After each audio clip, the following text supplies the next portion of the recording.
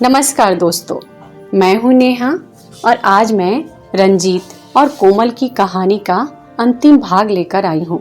और अगर आपने इस कहानी का अभी तक पहला भाग नहीं सुना है तो मैंने इस कहानी का लिंक इस वीडियो के डिस्क्रिप्शन बॉक्स में दे दिया है और आई बटन पर भी पिन कर दिया है, तो वहां से इसको सुनने से पहले इसके पहले भाग को अवश्य सुने। तो चलिए मैं आपको इस कहानी का अंतिम भाग सुनाती हूँ। मैं शाम को जब काम से घर लौटा तो कोमल ने रो रो कर बुरा हाल करके रखा था। वो बोली कि विंकू बहुत बीमार है, उसे डॉक्टर के पास लेकर जाना है। मैं उन दोनों को डॉक्टर के पास लेकर गया था। डॉक्टर ने दवा दी और घर वापस भेज दिया। बच्चा दवाई पी के सो गया था। मुझे भी नींद आ गई थी। न जाने मैं कितनी देर यूं ही सोता रहा। फिर मेरी आंख विंकू के रोने से खुली थी। मैं उठ के बैठ गया तो कोमल को इधर उधर तलाश करने लगा, मगर वो कमरे में नहीं थी।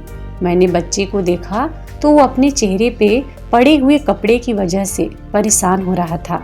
वो उस कपड़े को अपने नन्हे नन्हे हाथों से हटाने की कोशिश कर रहा था, लेकिन वो उसमें कामयाब नहीं हो रहा था।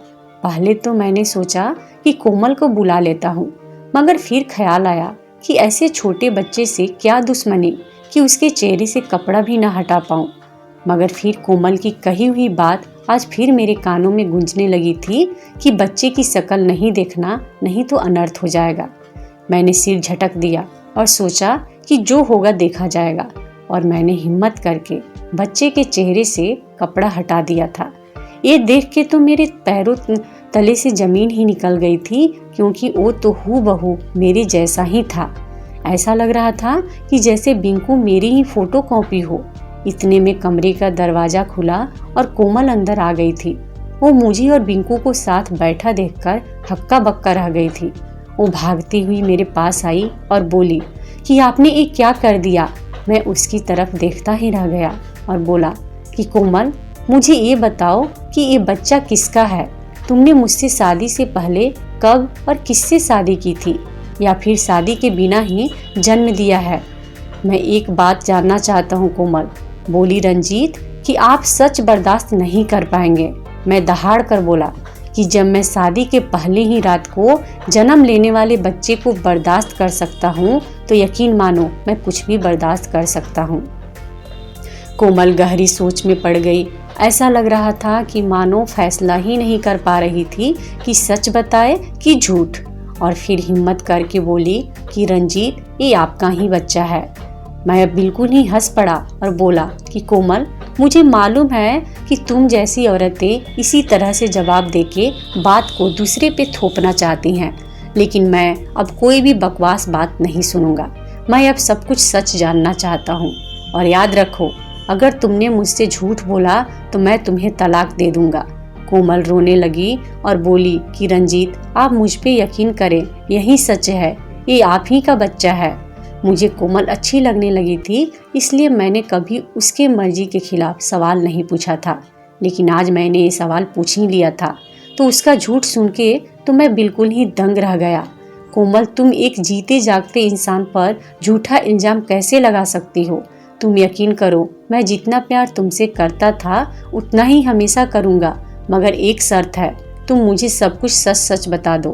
कोमल रोते हुए बोली कि रंजीत, मैं आपसे झूठ नहीं बोल रही, मेरा दिमाग घूमने लगा था।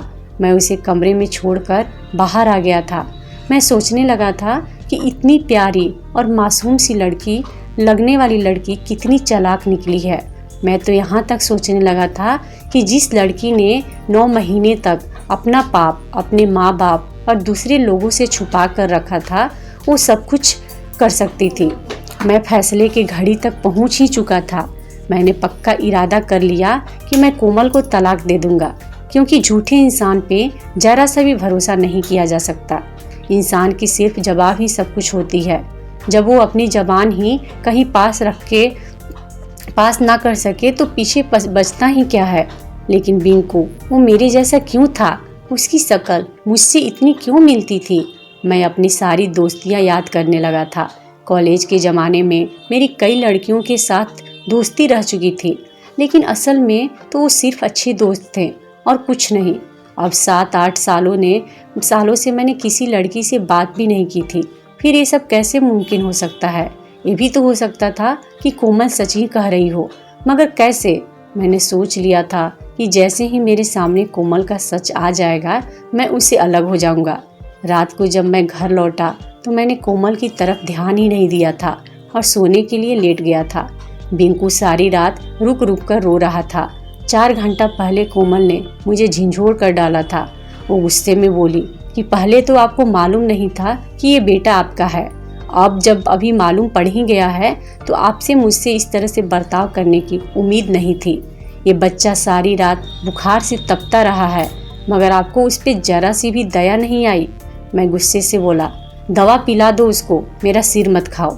कोमल बोली कि सारी रात 4-4 घंटे बाद मैं इसे दवा पिलाती रही हूँ। इसका बुखार उतरना होता तो कब का उतर गया होता। आप हमें अस्पताल ले चलो। मुझे बच्चे पर तरस आ गया तो मैंने उन दोनों को अस्पताल लेकर पहुंचा। नर्स ने उस पर इलाज करना शुरू कर दिया। 2 घंटे बाद उसका बुखार उतर गया था। डॉक्टर ने दवा देकर उसे डिस्चार्ज दे दिया। मेरे दिल में विचार आया कि क्यों ना मैं इस बच्चे का DNA टेस्ट ही करवा लूं। अगली बार जब कोमल बोलेगी कि बिंकू तुम्हारा बेटा है तो ये उसके मुंह पर दे मारूंगा, तब तो उसे मजबूर होकर सच बताना ही पड़ेगा। मैंने कोमल से छुपाकर उस बच्चे का DNA टेस्ट भी करवा लिया था। रिपोर्ट कल मिलने वाला था। हम घर पहुंच चुके थे। बिंकू के बुखार का जोर अब टूट चुका था। वो सारा दिन आराम से खेल रहा था। मैं तो कल का बड़ी बेसब्री से इंतजार कर रहा था और आखिरकार इंतजार की घड़ियां खत्म हो गई और नए दिन का सूरज निकल आया। सुबह 10 बजे मुझे लैब से कॉल आ गई थी कि आप आकर टेस्ट की रिपोर्ट ले जाएं। मैं धड़कते दिल के साथ लैब में पहुंचा।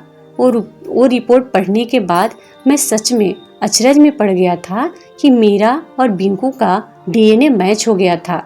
ये साबित हो चुका था कि वो मेरा ही बेटा था। मेरा दिमाग घूमने लगा था।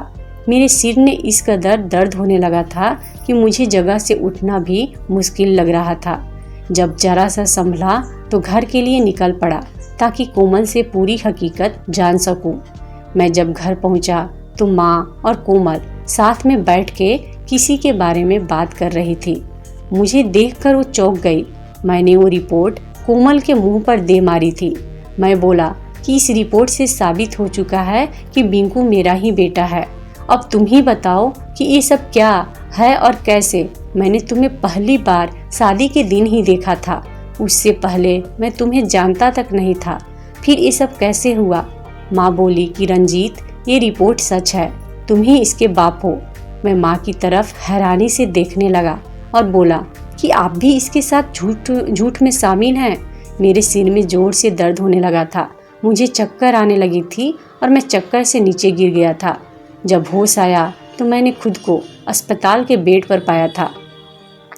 मैं सोती और जागती तकलीफ में था। जैसा लग रहा था कि मैं गाड़ी चला रहा हूँ और कोई तेज तर्रार ट्रक मेरे गाड़ी से टकराया था और फिर शोर ही शोर था। मुझे अस्पताल लाया गया था।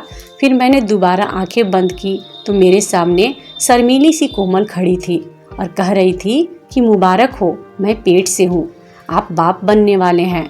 मैं झट से आंखें खोल दी थी। सामने कोमल और माँ खड़ी थी। माँ मेरे बालों में उंगलियां फेरने लगी और बोली कि बेटा, आज से 1.5 साल पहले मैंने तुम्हारी शादी बड़ी धूमधाम से कर दी थी। तुम बहुत खुश थे क्योंकि कोमल तुम्हारी पसंद थी। तुम दोनों ने एक दूसरे के साथ बहुत खुश थे और कोमल पेट से हो गई। तुम दिन रात बच्चे के आहत में बहुत खुश रहने लगे। हर तरफ खुशियाँ ही खुशियाँ थी। फिर एक दिन फैक्ट्री से वापस आ रहे थे, तभी तुम्हारा एक्सीडेंट हो गया था और तुम कोमा में चले गए थे। तुमने 9 महीने एक लाश की तरह गुजारे थे और फिर तुम भगवान की दुआ से ठीक होकर घर आ गए थे।